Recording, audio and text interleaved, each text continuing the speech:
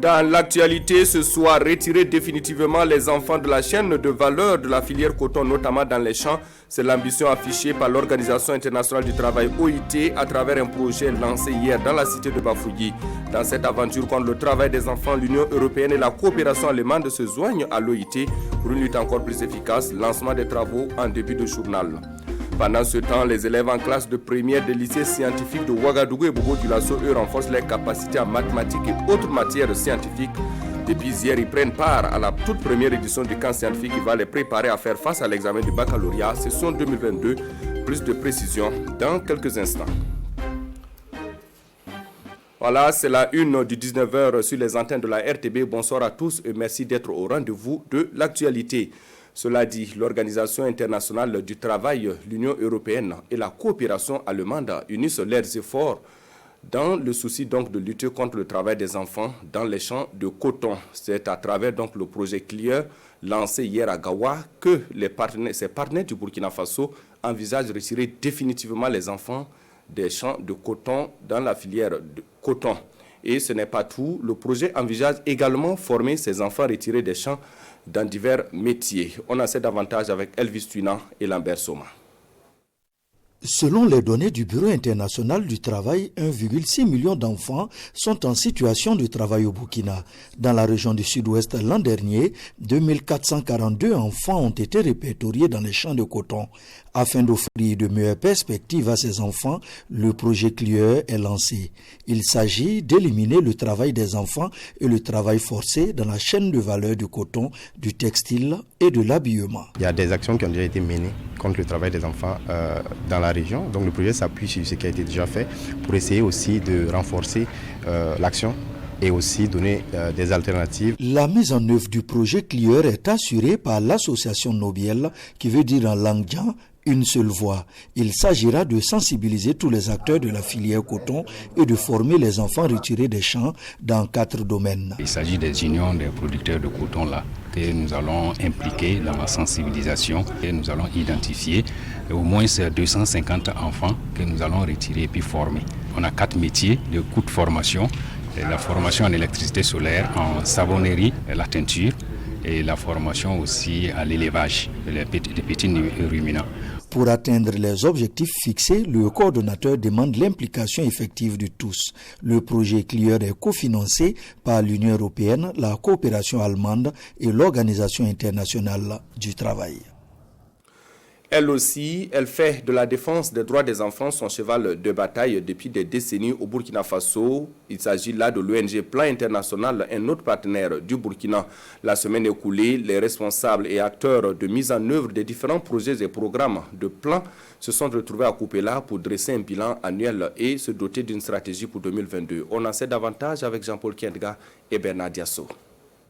L'ONG Plan International Burkina, bureau du Centre-Est et l'ensemble des acteurs de mise en œuvre de ces programmes se concertent au cours de cet atelier de la revue annuelle des projets et programmes de l'année fiscale 2021 des plans Burkina dans les régions du Centre-Est et de l'Est. Cette revue annuelle des programmes de Plan International s'inscrit également dans son dispositif de suivi et évaluation et le présent atelier selon l'ONG et le couronnement d'un processus de capitalisation d'une année de mise en œuvre de ces interventions dans les régions du Centre-Est et de l'Est. Au cours de l'année fiscale 2021, la région de l'Est et du Centre-Est a bénéficié de 17 projets d'un coût global de plus de 2,5 milliards. La revue annuelle des interventions des plans Burkina dans les régions du Centre-Est et de l'Est se veut être une analyse critique de l'état d'exécution des projets. C'est aussi le cadre idéal pour identifier les forces, les faiblesses ainsi que les difficultés rencontrées afin de tirer les leçons des interventions des plans Burkina pour l'année fiscale 2022. Et nous avons aussi de nouveaux projets qui sont en train d'arriver, qui vont adresser des questions comme les questions de violence basées sur les genres. Avec la situation de crise et avec tout ce que nous vivons dans nos communautés, nous avons un volet important qui va adresser les questions de cohésion sociale. Plan Burkina, bureau du Centre-Est, se dit satisfait des résultats de son plan annuel de l'année fiscale 2021 et compte toujours sur la collaboration et la synergie d'action de l'ensemble des acteurs de mise en œuvre de ces programmes, et cela dans le but d'atteindre les objectifs de son plan annuel pour l'année fiscale 2022. Restons toujours dans la région du centre-est où 12 communes ont vu leur service domaniaux se renforcer avec du matériel informatique. L'initiative est de l'Office national du foncier qui, à travers le projet Sécurisation foncière et développement inclusif, entend sécuriser les terres agricoles pour une agriculture encore plus efficace. Tanga Kafando a assisté à la remise du matériel. Voici son compte-rendu. La secrétaire générale de la région du Centre-Est remet symboliquement un kit de matériel informatique à l'agent domanial de la commune de l'Algaï. Un kit composé d'ordinateurs portables, d'imprimantes multifonctions, de routeurs, de téléphones Android, de GPS, de powerbank et de clés de connexion. Une dotation de l'Office national du foncier du Burkina Faso, ONFBF, à 12 communes de la région dans le cadre du projet Sécurisation foncière et développement inclusif dans la région du Centre-Est. Dans notre région, les conflits fonciers sont les plus nombreux. Et nous pensons qu'avec cette formation et cette dotation, alors tout cela contribuera à réduire le nombre de conflits fonciers, mais aussi à œuvrer pour en tout cas le développement, parce que nous savons aussi qu'en matière économique, la sécurisation foncière est très très essentielle. Aucun investissement ne peut être fait dans l'insécurité. L'ONFBF, dans ce projet soutenu par Enabel, l'agence belge pour le développement. La remise du matériel est suivie d'une formation sur l'utilisation et la maintenance du dit matériel. À Bobo Dioulasso, l'heure est au renforcement du couvert végétal. Hier lundi, les tradis praticiens en collaboration avec le ministère de la Santé ont mis en terre 300 plants de plusieurs espèces dans la forêt classée de Kwa, une forêt qui se trouve à un jet de pierre du site du futur hôpital de référence de Bobo Dioulasso. Cette plantation d'arbres se tient dans le cadre de la journée nationale de la médecine traditionnelle célébrée chaque 30 août. On en sait davantage avec Kassou Milogo et Ismaël Satune Paris. Journée nationale de la médecine traditionnelle. Le ministère de la Santé et les praticiens du domaine renforcent le couvert végétal. Et c'est le ministre de la Santé qui donne ici le ton dans la forêt classée de Kwa. Un choix qui revêt un intérêt particulier. Nous avons voulu faire notre plantation ici parce que déjà c'est à côté de notre futur hôpital, puisque vous savez très bien que médecine moderne et médecine traditionnelle collaborent ensemble pour offrir des soins à la population. Donc nous avons voulu être juste à côté parce que les plantes qui vont servir à guérir des maladies diarrhéiques, le paludisme et bien d'autres affections bronchopulmonaires. La médecine traditionnelle, j'ai compris qu'elle est la base de tout. Et même quand on regarde un peu certains produits modernes, la base est partie de la médecine traditionnelle. Donc moi, ça m'a fait vraiment ça m'a donné beaucoup de joie d'accompagner en tout cas les praticiens de la ville de Bobo et du Burkina. On peut les aider à s'organiser, on peut les aider à rendre plus crédibles leurs produits. Et quand on connaît la place de la médecine traditionnelle dans le système sanitaire et le rôle que jouent les plantes dans cette médecine, cette activité trouve tout son sens. Plus de 80% de la population se consulte au niveau de la médecine traditionnelle. Et c'est à base de plantes que les produits sont fabriqués pour prendre en charge les différentes pathologies. Donc, ça veut dire que ça nécessite qu'on puisse en tout cas avoir beaucoup de plants. Au total, 300 plants de plusieurs espèces sont mis en terre. C'est aussi l'occasion de sensibiliser la population pour un entretien des plants au profit des générations futures. Dans la province de Zunwego, c'est l'Association pour la gestion des ressources naturelles pour un développement durable qui célèbre donc le mois de l'arbre. Le 28 dernier, les membres de cette association ont mis en terre plusieurs dizaines de plants au lycée de Nobili. Et à terme, ce sont 160 plants qui seront mis en terre dans la seule commune de Boboré. De retour de Boboré, Konsun Koulibaly et Sébastien Zongo nous font le point de ce reboisement.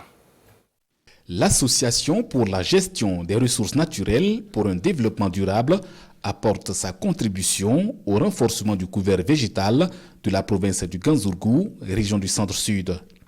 Dans la commune de Nobéré, ses membres mettent en terre des plants utilitaires, notamment fruitiers, dans l'enceinte du lycée de Nobili. De façon pratique, nous allons nous organiser, nous allons affecter les différents plants par classe et nous allons organiser les scolaires en sorte que les délégués de classe pourront s'organiser avec leurs camarades et on pourrait arroser tout le long de l'année et puis s'occuper des plantes jusqu'à ce qu'elles puissent se développer normalement. L'activité se veut une réponse à l'appel à planter à l'occasion du mois de l'arbre lancé le 7 août dernier par le président du Faso. Une action qui ne s'arrête pas à ce seul établissement scolaire. On a 2 CG publics, 2 CG privés et 15 établissements d'enseignement primaire seront reboisés aussi. Ici c'est 50, 5 pour les autres et les responsables coutumiers auront chacun 2 plans pour reboiser. 160 plans sont prévus pour cette activité de l'Association pour la gestion des ressources naturelles pour un développement durable, une organisation dont l'un des objectifs est de lutter contre la dégradation de l'environnement par le reboisement. Je vous le disais en début de journal, la première édition du camp scientifique des élèves de la classe de première des lycées scientifiques de Ouagadougou et Bobo-Dioulasso a débuté hier lundi dans la cité de Sia. Et ce jusqu'au 9 septembre prochain, avec pour objectif de renforcer les capacités des participants en mathématiques et autres matières scientifiques. Ce camp scientifique a pour ambition de les aider à préparer l'examen de baccalauréat session 2022. Plus de précisions avec Drissa Traoré et Ismaël Satuné Paris.